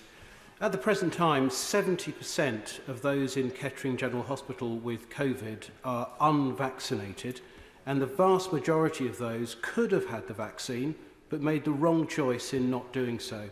Can I urge the Prime Minister, when the daily hospitalisation cases are published, to emphasise the fact that the vast majority are unvaccinated as an incentive to get those more boosters done? Prime Minister. Yes, Mr. Speaker, I thank him. He's spot on. He's absolutely right in what he says. And I've tried to draw repeated attention, Mr. Speaker, in what I've been saying, to the sad fact that 90% of people in ICU have had no booster, Mr. Speaker, and I think 66% of people have had are unvaccinated at all. Omicron is not a mild disease for everyone, and it can be particularly nasty if you're not vaccinated. Ray Morris. Thank you, Mr. Speaker, and I do acknowledge the enormous effort that the NHS has made, that the Prime Minister referred to the many thousands of people who've been treated. But can I also point out that the cost to 50,000 cancer patients of delayed diagnosis? His colleague, sitting alongside him, the Health Secretary, in this very chamber said, it is this government's intention to wage a war on cancer, a statement welcomed by the Catch Up with Cancer campaign. But may I respectfully remind the Prime Minister, unless this rhetoric is backed up by a plan, by new resources to address the workforce crisis, new IT networks and new equipment, then it'll just be seen as empty rhetoric. Minister. But I thank him. I agree with him completely. And tackling the cancer backlog is a massive priority for the government. It's not just a question of making sure people have access to the right drugs. The delays are very largely caused by delays in diagnostics, by scans, by screens, as he knows. That's one of the biggest problems we've got. That's why since October, we've rolled out 40 community diagnostics hubs, and they'll be part of a total of 100 going forward. We want to see many more, much more rapid diagnosis to help contract those periods that people are now spending on the waiting list, Mr. Speaker. Dr. Andrew Morrison. Thank you, Mr. Speaker. I draw attention to my entry in the register. The Prime Minister made the right call on restrictions before Christmas, and he's made the right call today, except in one respect, and that is the compulsory vaccination of NHS workers. Given that leaked advice to ministers has said that that is neither rational nor proportionate, given what we now know about Omicron and its behaviour, will he think again before redundancy letters start going out as from the 3rd of February? Prime Minister. Yes, Mr. Speaker, the argument has been well made by colleagues across the House today. I just remind my right honourable friend, this is something that is supported by the NHS themselves for patient safety. It's a very difficult point when it comes to patients who have contracted fatal nosocomial COVID, nosocomially acquired COVID. People do want their medical staff to be vaccinated. I would just repeat what I've said throughout the afternoon. I do think it's the responsibility of all healthcare professionals to be vaccinated, and I hope that's a view that he shares as well. Janet Day. Thank you, Mr. Speaker. Parents and carers are concerned about their child's safety and protection from the virus. Ventilators are proven to work to reduce the spread of the virus, and I'm aware that the government has provided a fraction of ventilators to schools. But can the Prime Minister confirm and say when ventilators will be provided in schools up and down our country, all schools up and down our country? Yes, Prime Minister. I thank her very much. Yes, from memory, Mr. Speaker, we've supplied 350,000 CO2 detectors, and we're also supplying, I think we're supplying 7,000 ventilators, Mr. Speaker. I realise that doesn't cover every school in the country, but on the other hand, not every school in the country does have a severe problem with it, and many schools are dealing with it, in my experience, with a great deal of practicality and common sense. Stephen Metcalfe. Thank you, Madam Deputy Speaker. And can I too welcome the Prime Minister's statement? Can he reassure my vulnerable constituents that the move and the general government approach to COVID is based on the trends in data, and that despite some still very high case rates, the risk of serious disease faced by a double-vaxxed and boosted individual is very low, and that they should continue to live their lives to the full along with the rest of us? Prime Minister. Yes, yes, Mr. Speaker. I think my honourable friend is completely right, and I think that COVID has caused a great deal of apprehension across the country, particularly amongst vulnerable people, in my experience. And it is important, as we go forward and we recover our freedoms, that they in particular regain the confidence to live their lives to the full, as we would all want. Hilary Benn. Thank you very much indeed, Madam Deputy Speaker. Following the Department of Health's discussions with the Information Commissioner, is the Prime Minister satisfied that NHS employers will have access to all the information they require in order to ensure that all of their staff have indeed been vaccinated? Prime Minister. Yes. The right honourable gentleman makes an extremely important point. The data I have at the moment is that it's up to 94.7%, I believe, of NHS staff who have been vaccinated. That's a great improvement, but we've got to make sure that we cull all the data as fast as possible, and we work with all the NHS trusts to get that data as fast as possible. I think one of the big things we've learnt in this pandemic is that data needs to be much more accessible, faster, to the Department of Health. Alberto Costa. Thank you, Madam Deputy Speaker. Had we listened to the opposition, it would have had a catastrophic effect prior to Christmas with the restrictions that the shadow member was asking for. Thank goodness we have this Prime Minister that's done the right thing. Can I quickly ask the Prime Minister about the Fielding Palmer Hospital in Lutterworth? Can I ask him if he can help me arrange an urgent meeting with his colleague, the Secretary of State for Health, to discuss the important future of that hospital, which has been used as a COVID vaccination centre? You bet, Madam Deputy Speaker. Ronnie Cowan. Deputy Speaker, Prime Minister, when you read out the line, the government will no longer mandate the wearing of face masks, a number of your backbenchers took off their masks and waved them round their heads. Will the Prime Minister acknowledge, without a hint of irony, that we have a deadly virus still at work in our communities, and it falls upon us all to behave in a manner that encourages people to act in a responsible manner, to be responsible within our own communities? Prime Minister. I thank him very much, and I really direct him back to exactly what I said in my earlier remarks, which I'm sure he was listening to. Derek Thomas. Thank you, Madam Deputy Speaker. I thank our honourable friend for his statement, which is very, very welcome. And I thank him also for referring to the investment and care taken with vaccine-hesitant groups. And sadly, these groups do exist within the NHS, and the Prime Minister is absolutely right to stress the need for healthcare workers to get the vaccine. However, can I ask the Prime Minister, and I've heard what he said this afternoon, can I ask the Prime Minister to carefully consider the consequence for our NHS in each of our constituencies if we cannot convince the remaining 5% of NHS staff yet to have the vaccine? Prime Minister.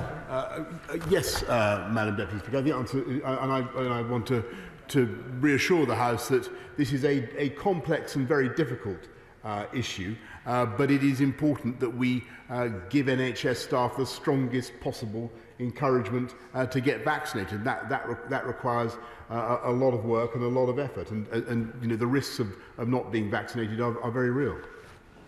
Florence Eshalomi. Thank you, Madam Deputy Speaker. I also want to pay tribute to fantastic NHS staff up and down Vauxhall and many volunteers helping with the rollout of the booster jab. I speak regularly to staff at St Thomas's Hospital in my constituency, a hospital that the Prime Minister knows very well.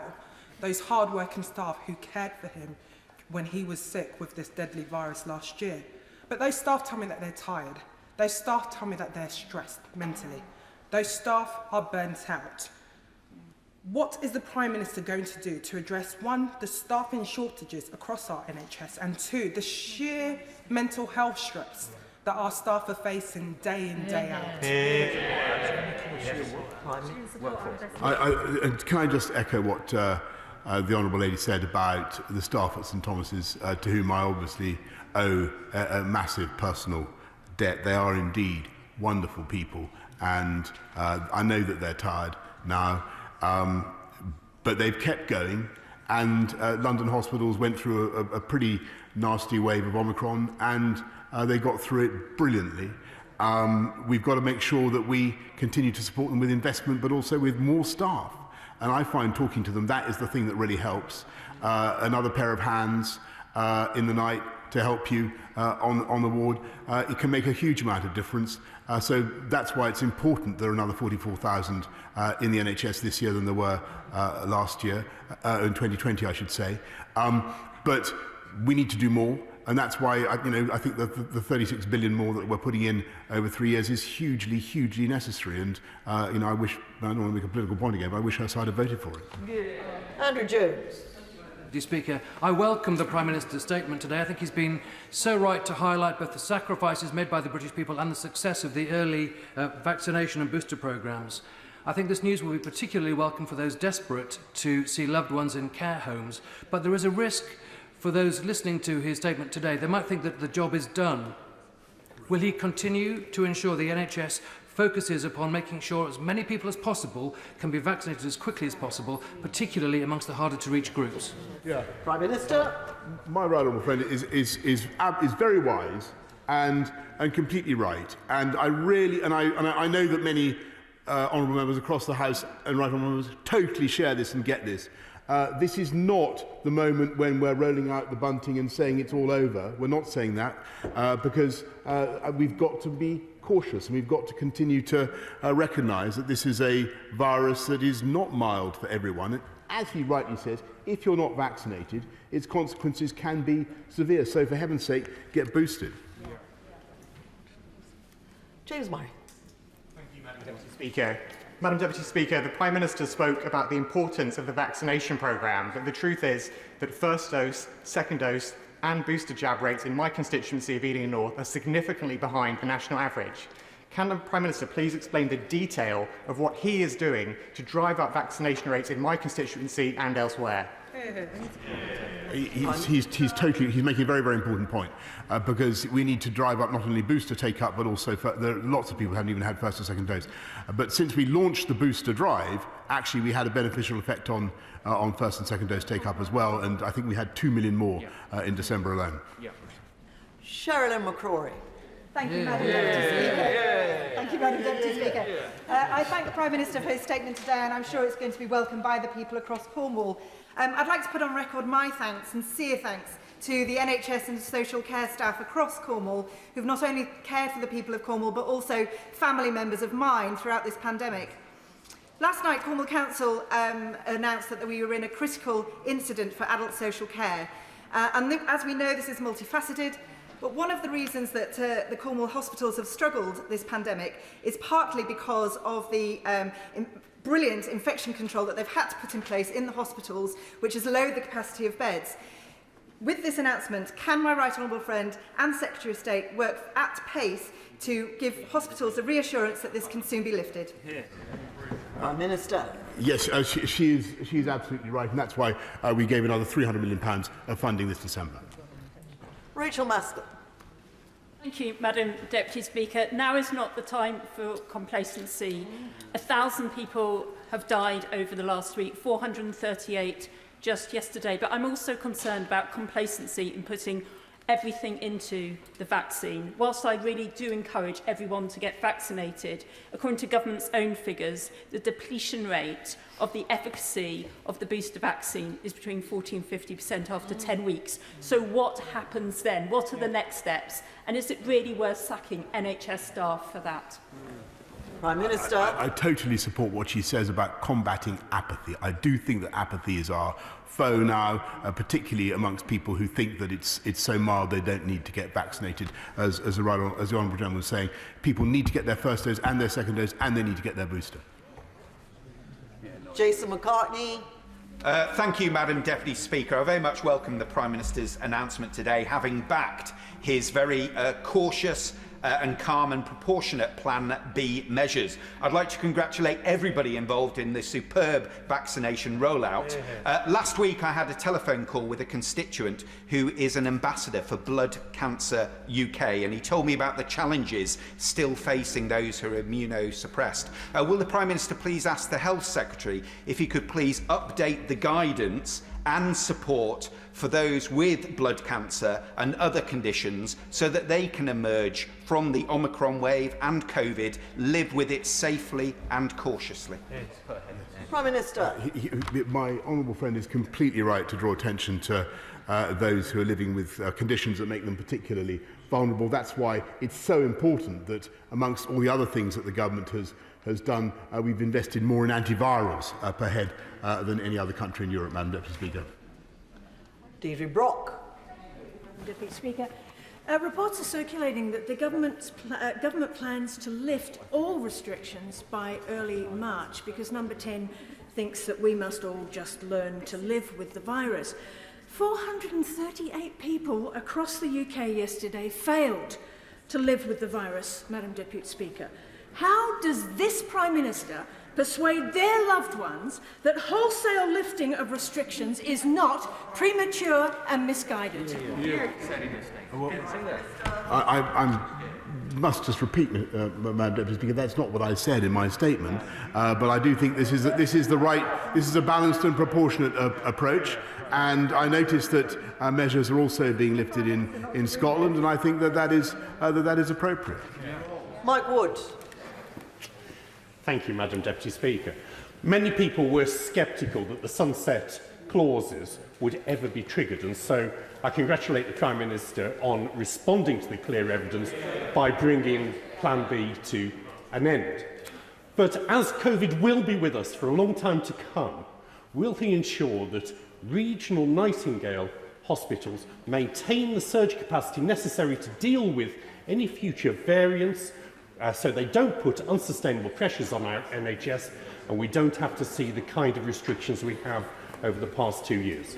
Prime Minister. I thank my honourable. He's completely right. We need to learn the lessons of the last two years. We need to make sure that if we are, heaven forbid, attacked by another variant, a more lethal variant than Omicron, that we have different ways of dealing with it, and that we have the resilience built in to the NHS and into the way we handle it, Madam Deputy Speaker. And my honourable friend, the Secretary of State for Health, will be setting out our plans for how to live with COVID, irrespective of what kind of variants we encounter.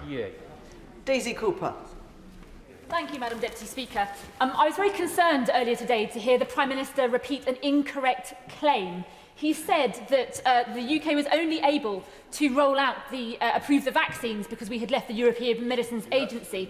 That claim has been roundly debunked repeatedly, including by Full Facts in December 2020. So could I ask the Prime Minister whether he was aware that that claim was incorrect, or is it just that in the course of the last year nobody has told him? Prime Minister. Madam, it's not incorrect. We were the first. We were the first. Well, we were the first country in the world to license a vaccine. I mean, that's a fact. That's a fact. Is she going to deny it? It's true. Danny Kruger. Thank you, Madam Deputy Speaker. I want to make an appeal across the House to both front benches. We voted for the compulsory vaccination of NHS staff on the basis of the argument that it significantly reduces transmission. It now appears that that evidence is changing. I note the very careful words the Prime Minister used to my honourable friend, the member for Forest of Dean, when he said that he would reflect on this policy. I hope that both front benches might reflect on it and consider the advice of the Royal College of Nursing that we should at least delay the implementation of this policy until the evidence is clearer. Prime Minister. Well, I'm grateful. I repeat my very careful words to my honourable friend for the Forest of Dean, but I also repeat that what I think is common ground, that it is the responsibility of every healthcare professional to get vaccinated. Jim Shannon. You, Madam Deputy Speaker, can I also thank the Prime Minister for his statement today? And as we all know, it is thanks to the sterling and courageous efforts of our NHS staff and many dedicated volunteers that government was able to deliver some 36 million booster vaccines across the whole of this great nation, the United Kingdom of Great Britain and Northern Ireland. As restrictions ease, what additional monies are going to be provided for the Northern Ireland Executive by way of COVID recovery funding for our businesses who have suffered due to the ongoing restrictions? Thanks very much. I thank him, and I'm very proud of all the work that we've done together with authorities in Northern Ireland to ensure that we look after business, the furlough scheme, all the loans that we've made available, but also to make sure that we continue to support Northern Ireland economy as we come through the pandemic and beyond. Scott Benton. Thank you, Madam Deputy Speaker. Last summer, the government's decision to remove all COVID restrictions and to reopen society was proved correct, and the decision to resist all calls for further restrictions before Christmas, crave for by the opposition, has again been proved correct. Does the Prime Minister agree that whilst those on the opposition benches dither, delay and opine in hindsight, on COVID, this government gets the big calls right? Prime Minister. Yes, I thank him for that excellent summary of what I was trying to say in my response to the gentleman opposite. I mean, you know, it would have been a great thing, would have been a fine thing throughout this pandemic to have had useful advice and cooperation from the opposition. We didn't get it, but I think we've taken the right decisions on the whole, and we've got the big calls right. Dave Dugan. Thanks, Madam Deputy Speaker. I'd like to take this opportunity to thank staff at NHS Tayside, but also the Angus Health and Social Care Partnership for the tremendous work that they've done. But if you look at the COVID heat map as of the 18th of January across the United Kingdom, of the 4 categories, almost all of England is in the top 2 infections per 100,000, whereas all of Wales and all of Scotland is in the bottom 2. So why is now the time to reduce control measures in England? Is it on the basis of public health advice? Or is the Prime Minister having to kowtow to the febrile ambitions of his backbenchers on whom his future now depends? Prime Minister. Well, really, Madam Deputy Speaker, that's a complete travesty. You look at the numbers. I think even the front bench opposite, I think, have accepted. They are going down in all age groups across the country. And what's so interesting is that hospitalisations have not only stabilised but started to come down. That's always been that's been the most important thing for me, and that's why this is a sensible and proportionate step to take. But I've got to remind everybody that, and I remind him that it's still important to be cautious, and I'm sure he will be. Ian Lavery. Thank you, Madam Deputy Speaker. You know, before the Prime Minister becomes overly euphoric about COVID, I think the Prime Minister might just do well to remember that as 150,000 plus people died in this country as a result of COVID. And of course, yesterday, 438 people died as a result of COVID. In my constituency on December the 9th, Prime Minister, when you introduced Plan B, the rate per 100,000 was 412.6. Today, when you've withdrawn the restrictions, the rate is 1,517.5. It's astronomical. What reassurances can you give to my constituents that your withdrawals are safe and they haven't been made in the best interests of your political issues which face you at this moment? Prime Minister. Actually, Madam Deputy, he's asking an excellent question, and the difference between when Plan B came in and today is the sheer level, Madam Deputy Speaker, of vaccination in this country, and including in his constituency. And that, combined with the direction of travel of the the figures, as I said to the gentleman opposite, that's what gives us the confidence to take the steps that we're taking now. Carol Monaghan.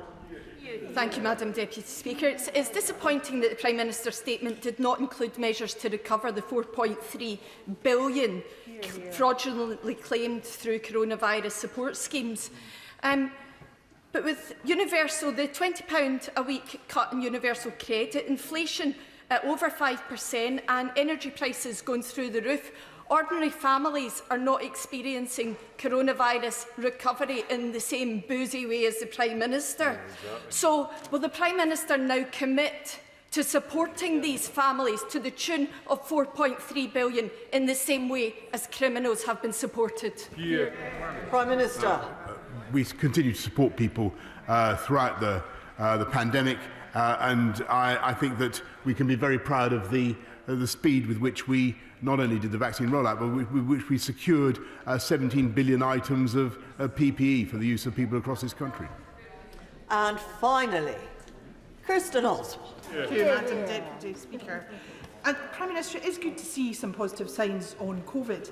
But throughout the pandemic, it's been clear that we need to remain cautious and accept that COVID may well have some surprises up its sleeve for us. But that's not really the approach that's been set out in this conveniently timed statement today. And the Prime Minister's changeable and increasingly distant relationship with the rules that he himself set undermines public health messaging and future compliance. Does he really not recognise how damaging that is? Prime Minister. Madam Deputy Speaker, I think that she's right in what she says about the risks that we still run. I think that they are diminishing, but we still need to be cautious. And she's right that there can still be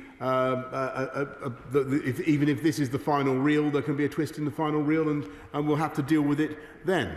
But what I can tell her is I think that the government has been able, to a quite amazing extent, working with healthcare professionals up and down the country to deliver, directly on her point, to deliver a vaccine rollout that has commanded the confidence of the British people in a way that I've never seen anything like it. And then there are countries around the world that have never seen anything like it. And do you know what, Madam Deputy Speaker, it was done not by, as I said, it was done not by compulsion. We've got the numbers up to their absolutely stratospheric levels. More than 90% of people over 60, Madam Deputy Speaker. Huge numbers of people still coming forward to be vaccinated entirely voluntarily. Because in spite of all the noise and all the hubbub and all the politicking, they are listening to the messages and they're understanding it. And I owe them my deepest thanks. Thank you. Thank the Prime Minister. I will pause to allow members to leave the chamber, which I hope they will do so quietly and quickly, as we now come to the personal statement by Daniel Kaczynski. Thank you, Madam Deputy Speaker. Madam Deputy Speaker, last week the Committee on Standards published a report on my conduct following a complaint from Sir Stephen Irwin, the chair of the independent expert panel, that I had not abided by a determination of the IEP